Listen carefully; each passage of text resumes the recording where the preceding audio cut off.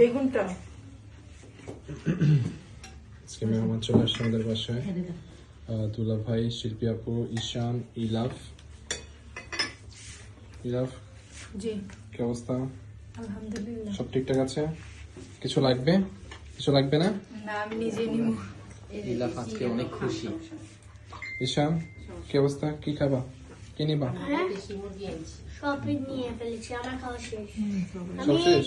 হ্যাঁ, বেগুন ভাজি নাও? মাছ নাও? হ্যাঁ, তোমার তো মাছ পছন্দ, দেশে আসার পর থেকে আমি দেশি মুরগি মাছ নিবা না? আর নাহলে ওই যে ছোট মাছ নাও। এই মাছ নিতে বেগুনটা তো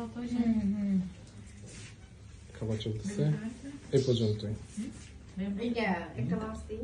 ইভেন তুই কিন্তু দাঁড়িয়ে আছিস, তুই কোনো কাজ করতেছিস না। আমি চামচটা ঠিক করে দিই। চামচ ঠিক করে দিস।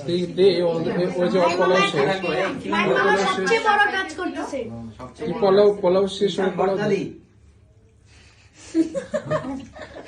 যেটা খায় না হেডে ঈশান কি খায় না ইয়ানে ঈশান কি বেগুন ভাজিও খায় না? ডিম ভাজি ঈশান কি মাছও খায় না? মাছ খা ঈশান কি ডিমও খায় না? মাছ ভাজা খায় কিন্তু আমি খাইবো না কারণ আমি খাওয়াই আমার শাক ভাজি দেন। শাক ভাজি দাও ঈশান। আমি কথা কইছ না আমার ভাই ইয়া শাক খাইতে ইয়েন আতে মুরগি খাইব সরে যা মেয়ে কি লাগবে বললেন? না না না না